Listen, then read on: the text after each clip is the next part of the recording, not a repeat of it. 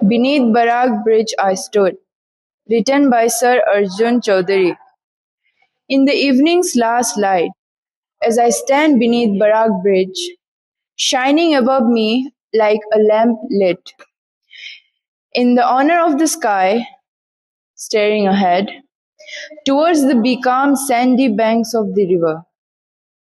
You might be shopping, for all I know, at some decorated shop in the heart of the town, saying, "6 hair clips, please."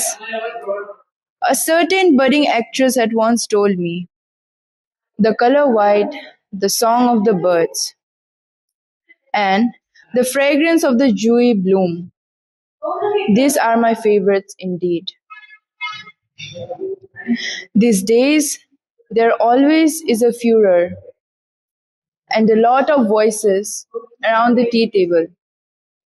Ranajit, a strapping young man now, after scoring many a victory in his arm wrestling bouts, was polishing off some cheese pies. He was saying, "You wouldn't believe this. 3 girls at the least write letters to me, addressing me as Raja."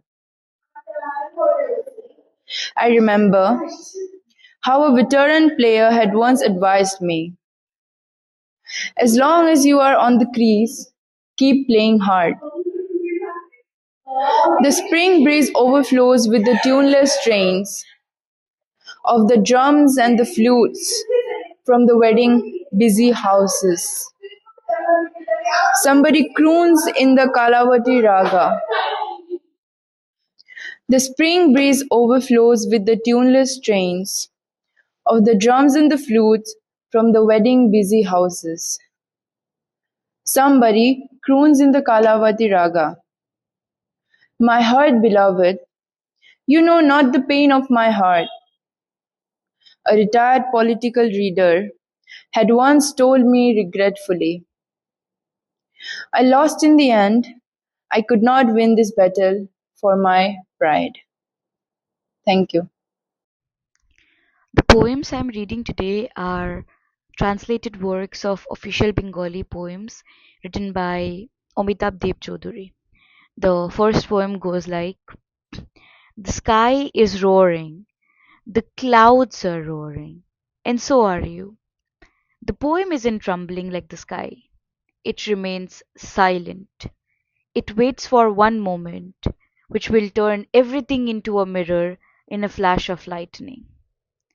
The second poem that goes like, "The rain is here, the house weeps, and so do your clothes. Clothes could be dried, but the home, it will never dry the same." Today, I am going to recite a poem written by Shaktipada Brahmachari in Bengali and later translated by Sir Arjun Chaudhary. It's titled as The 19th of May 1961 Silchar. Those 10 brothers, each a champak blossom. One sister they had, a beautiful parul bloom. They tore out their hearts and wrote on the skies. This, the Ishan quarter, laughs, weeps, cries. What is that tongue? Hark, listen with care. Here you will discover, if you have not heard it, all the crimes those vile machinators have writ. Listen to how 30,100,000 hearts thunder. Bangla is my mother tongue. Ishan Bangla is my mother. Thank you. Today, I am going to recite a poem written by Shaktipada Brahmachari in Bengali, later translated by Sir Arjun Chaudhary. The poem's title is The Diary of the Dispossessed. It goes like, "He who has seized my home has seized also my fears. The sky's vault above me, the imprint of my name bears. Now, will I wage war against all violence without error? For I have been gifted a tambul by a Mekla-clad sister, in a university grade that of languages knows nothing.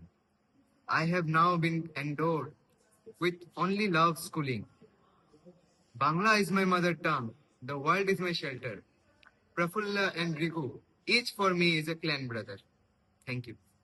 I am going to read The Lake Hills of Innisfree, written by William Butler Yeats.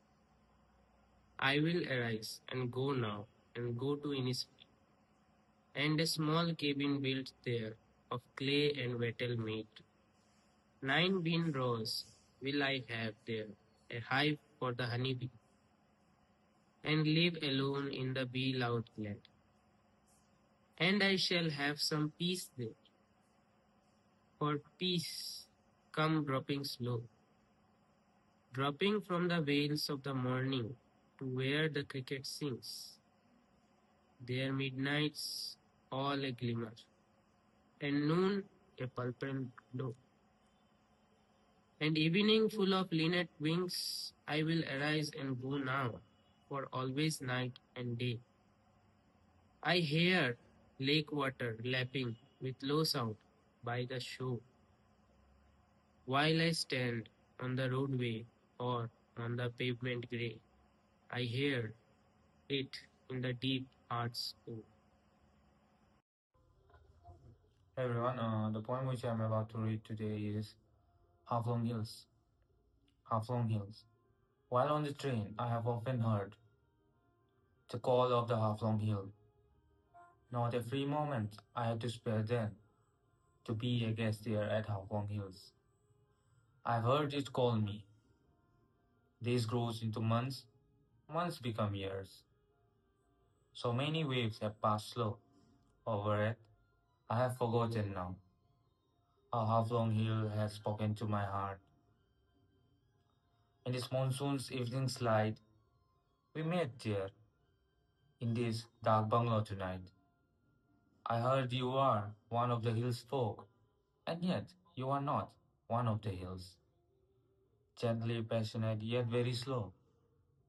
Your body like a wave that softly rock. Your bosom hips, its peak draped in a lately fashionable green hue sari.